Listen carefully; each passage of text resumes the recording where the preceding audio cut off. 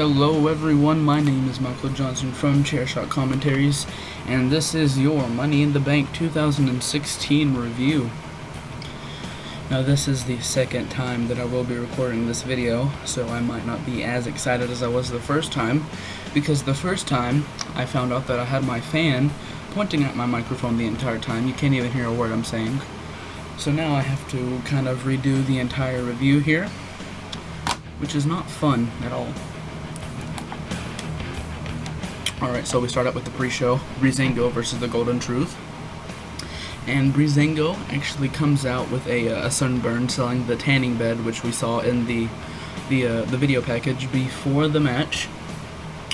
And Breezango was actually overselling the burn. I remember reporting the match, R-Truth just lightly tapped Fandango's back, and Fandango just went crazy. You know, the match was very one-sided early on, but eventually in the match, Breezango does get some offense. But like half the matches on this card, there was a hot tag that put the other team in control and got him the victory. And the end of this match saw the Golden Truth coming out with the victory, and it was a 4-star match. Alright, so after this, we get a segment with Sami Zayn and Cesaro. And Cesaro tells Sami Zayn that he wants to be left alone, that he needs to get into his zone. And they both say that they're being underestimated, which I don't believe, because a lot of people wanted both of them to win the match. But then again, they might be true, because no one actually thought either one of them was going to win the match, except, you know, me. But, they wish each other good luck in the match. And that's the end of that segment. If I do stop in between reviewing things, it's because I'm taking a drink of water here, because I just talked nonstop for 20 minutes without even getting a water break, just to find out that I have to redo it. It's not fun.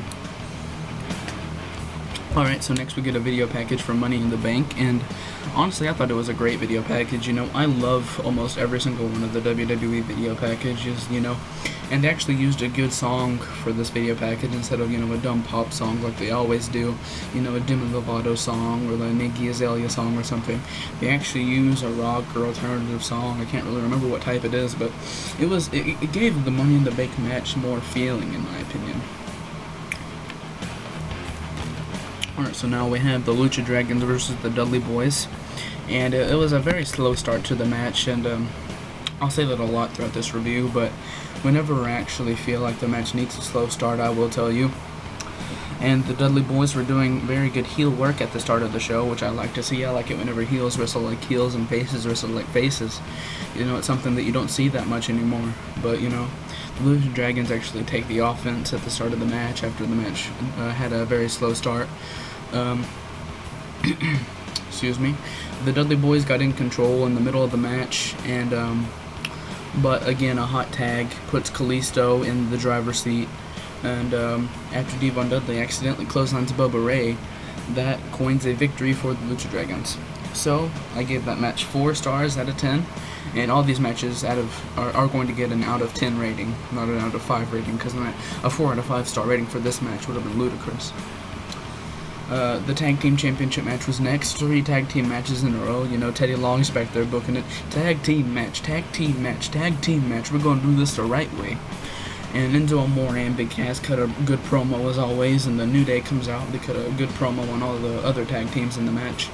And it's very refreshing to see not singles competitors cutting good promos, but tag teams actually cutting good promos as well. I love to see Enzo Amore and Big Cass cut promos on everybody, because everybody else is SAWFT soft. Now, I thought Enzo Amore actually got the pin in this match, but it turned out he didn't. Turned out it was like a 2 9/10 or something like that. But, you know, Gallows pulled Enzo out of the ring. Anderson pulled the Vaudevillains. Or he stopped the Vaudevillains from winning, excuse me. And at the end, the New Day actually retained their tag team championships in a match that I gave a 5 out of 10 star rating. Alright, after that, we get an interview with Kevin Owens. And Kevin Owens talks about injuring John Cena last year at Money in the Bank. And everybody remembers that because everything Kevin Owens does is memorable. Jericho comes in and tells Owens to watch his mouth because that Jericho is the spotlight, and Owens tells Jericho that he won't win the Money in the Bank match even though he invented it, you know, like everyone else is saying. And Del Rio shows up, and Kevin Owens dubs him most likely to speak Spanish, which I thought was kind of funny. But Del Rio says he's the only man who's won and cashed in the Money in the Bank to become WWE champion. And Owen says that Del Rio's been saying that for the past few weeks, and that all the wrestlers in the match have been saying the same thing except him. You know how Del Rio keeps on saying Perros and everything, and we talk about that for a few minutes. Chris Jericho, he says a good pun. He says he doesn't see any Perros. He's a pair of idiots. You know, I thought that was kind of funny. But you know, I have a really easy to please sense of humor. So you know, of course, I'll think everything's funny. He says he'll give them the gift of Jericho and to drink it in, and Kevin Owens says he will just stick to water. You know, whatever. Baron Corbin versus Dolph Ziggler was next. In the minute that Baron Corbin's music hit, I knew that this match was just going to be another boring match, and of course it was. The fans were chanting boring not 5 minutes into the match, which I thought was kind of funny. The match was near fall after near fall, which I honestly, if it's a match that was on the pre-show 2 times in a row, it doesn't really need to be like a near fall after near fall match. It just needs to be a match that it's over with in like 10 minutes, or not even that maybe. But the match felt like it went on forever. And at the end of the match, Baron Corbin won, and I gave the match 2.5 out of 10 stars. That's trash. Charlotte and Dana Brooke versus Natalya and Becky Lynch was next. And I believe the crowd was chanting, "We want Sasha" in the match. I couldn't actually tell, but it was a pretty boring match, in my opinion. It was a bad spot by Natalya. She was just sitting in the ring, you know, like she was knocked out or something, but she was reaching for Becky Lynch's hand, so I was like, why don't you crawl or something? She was just sitting in the ring, you know, waiting for the spot to actually play out, you know. It took about 30 seconds, but eventually it happened, and excuse me, Natalya got the hot tag. Of course, like everyone else in this entire show got a hot tag on someone, it seemed. You know, Natalya and Becky Lynch took the offense of the match, but Natalya got back in the ring and put a sharpshooter on Dana Brooke. No, excuse me, she put the sharpshooter on Charlotte, and Dana Brooke interrupted. I'm sorry. And the winner of the match turned out to be Charlotte and Dana Brooke, which I thought was surprising. That match was just really boring in my opinion, you know, and I gave it 2.5 out of 10 stars. But then after the match, something surprising actually happened for a change. Wow. Natalya actually turned heel. She attacked Becky Lynch, and I gave that 4 out of 10 stars because, you know, it was the first, you know, surprising thing to happen on the entire show, so I figured it might as well get some credit, you know. We get a Dean Ambrose interview, and he was just kind of mumbling throughout the entire interview, so I didn't understand what he was saying, so, you know, bad work by Dean. All I heard him say was that Roman will have a good time being upset, and the rest he said was kind of just mumbo-jumbo, you know. After that, we get Sheamus versus Apollo Crews, and the first thing I actually noticed, maybe I'm the first one to not have saw, excuse me, I can't talk. It seems like everyone else saw this before I did, you know, on Raw and SmackDown and stuff, but I did not realize that Sheamus's beard wasn't dumb anymore. It wasn't in braids and stuff, so I thought that was good. It's finally time for us to stop chanting, "You look stupid," even though he still has the chicken-like hair and stuff. Sheamus was on the offense for most of the match, and mostly because he was doing a rest hold for about 50,000% of the match, you know. But Apollo Crews gets a roll-up victory here, and I don't like roll-up victories, honestly. I don't know what you guys think about them, but a roll-up victory is always kind of cheap for me, especially if you're a face like Apollo Crews, and I gave that 3 stars. AJ Styles versus John Cena is next, in which I thought was the match of the night. The crowd was very anti-Cena, which I thought was kind of surprising. I thought they would have been more mixed, you know, 50% Let's Go Cena, 50% AJ Styles, but, you know, it was a good start of the match. It was kind of slow, but, you know, I thought that this match kind of needed a slow start because it's a match that everyone's been wanting to see for the past about 10 years, at least. There were a lot of great reversals in the match, especially from AJ Styles. There were a few moments in the match where I thought that he was just going to get hit by a move, and next thing I know, he's standing on his own 2 feet and looking at John Cena. I'm like, how did he even do that? But the commentary team was just treating AJ Styles like a rookie throughout the entire match, and I didn't really find that very pleasing. I thought that AJ Styles was supposed to be this great wrestler who's wrestled for 15 years, and the commentary team's treating him like a guy that's not even wrestled a day in his life. John Cena kicked out of a Styles Clash, and this was one of the first 5 times. It's within the first 5 times that we've seen the Styles Clash on television. John Cena actually kicked out of it, which was surprising to me. The referee got knocked out, and of course the club interfered. I thought someone like Finn Balor might have interfered, but he's in NXT right now, and I figured it's not really his time. But if the club hadn't have interfered, I might have given this match a 10, or not a 10, I'm sorry, an 8. I might have given this match an 8 or an 8.5, but since the club interfered, it's a 7. The Money in the Bank ladder match is next. It was a pretty good start to the match. Everyone's just brawling on each other, but it's kind of the start of every single Money in the Bank match. So what do you expect? Sami Zayn hits a suicide dive on everybody outside the ring, which is something that seems to happen in every Money in the Bank match, of course. Kevin Owens acts like he's going to run up a ladder that's against Sami Zayn, but he fakes it, and he just stops and super kicks Sami Zayn, who is against the ring right now. Cesaro goes face first into a ladder in a spot that I thought Cesaro actually might have broken his nose, but apparently he didn't, which I thought was good. It was a good selling by Cesaro. It was a pretty good match actually by everybody. But one thing that wasn't good about the match was the commentary team. Everybody on the commentary team they didn't really know what to talk about here, so they didn't really talk about what was going on. They just talked about what might happen later in the night. My network messed up during this match, so I actually didn't get to see a lot of it, but what I did see was Dean Ambrose won the match and became your Money in the Bank winner. The next match, your co-main event, which I thought was kind of odd, Rusev versus Titus O'Neil for the United States Championship. Titus O'Neil hugs his sons before the match. Oh, sorry.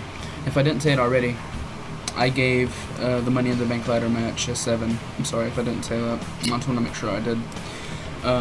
Rusev versus Titus O'Neil for the United States Championship.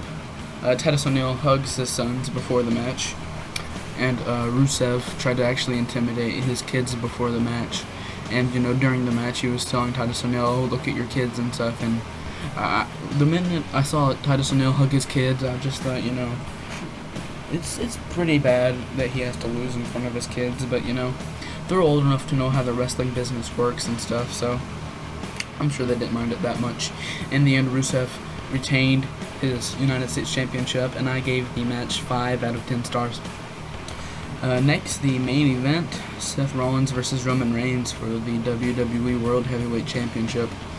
And the minute that Roman Reigns' music hit, the crowd booed him so loud. And it wasn't even that it wasn't the fact that they muted the crowd which got me upset. It was the fact that they muted the crowd as soon as they started booing to make it so obvious that got me pretty upset, because like the sign says that that guy brought to the Raw after WrestleMania, "Don't mute our voices, we pay for this." And that's not only talking about the people in the crowd, that's talking for everybody that has the WWE network, that watches all the pay-per-views. We pay for this, but yet they want to mute our voices and tell us what we can and cannot like. Honestly, I think that is insulting to the fans. I think it's insulting our intelligence, and I just think it's the wrong thing to do on their part. The match was kind of slow to start off with, but I thought, it's kind of like the AJ Styles and John Cena match, it needed a slow start. But after about 10 or 15 minutes, I'm kind of like, when's the action going to pick up here? It's not really that exciting. Roman Reigns is acting like a heel through most of the match, which I thought was kind of odd, And I'm saying a lot because I don't really know what to say sometimes, and I'm sorry for that. But if it gets on your nerves, I honestly am truly sorry. Seth Rollins did the move that he injured himself with against Kane, which I thought was a good spot. I popped for it, and the people in the audience didn't actually pop for it, which I thought was kind of confusing. I mean, maybe they didn't know what the move actually was, if that was what he injured himself on or not. But I knew it, and I thought that the crowd would have known it as well. I'm pretty sure they did know it. They just didn't react to it as I thought they would. Roman Reigns tried to spear Seth Rollins through the barricade, but Seth Rollins actually moved, and Roman Reigns hit his shoulder, I believe it was, on the barricade. I thought that Roman Reigns could have been injured because they had the doctor out there. But he wasn't, because Seth Rollins threw him back into the ring. They wrestled for a few more minutes. Roman Reigns tried to spear him, but Seth Rollins countered it into a pedigree, which I thought was very cool. The referee got knocked out, and Roman Reigns pinned Seth Rollins, and Seth Rollins actually kicked out at 2, which I thought was surprising. I thought that Roman Reigns would have won there. But Seth Rollins kicked out of that, hit Roman Reigns with the pedigree twice, and actually ended up winning the match, and I was very surprised at that. The new WWE World Heavyweight Champion Seth Rollins, and I gave that match 6.5 out of 10 stars. But then, after the match, the Money in the Bank winner, Dean Ambrose, comes out. He cashes in the championship. The championship, Jesus Christ. I'm sorry, I can't talk. He cashes in the Money in the Bank ladder match, and I was freaking out. The audience was freaking out. Did I say championship again? I don't know. I can't talk anymore, guys. I don't know. He cashed in the Money in the Bank contract. There. I said it. I swear I'm gonna get so many dislikes on this video. I don't even know. It's not even funny. I'm gonna get so many dislikes. I'm gonna get about 50 comments saying, "Oh, you can't talk. You can't talk." You know what? I might be in the clear though, because nobody watches these videos anyway. You know. I might be in the clear. If you are watching this video, thank you so much for watching this. Make sure to like, comment, and subscribe for more. Tell me what you think about the new WWE World Heavyweight Champion, Dean Ambrose. I'm your host, Michael Johnson from Chairshot Commentaries, and I will see you all tomorrow night for your Monday Night Raw review. See you.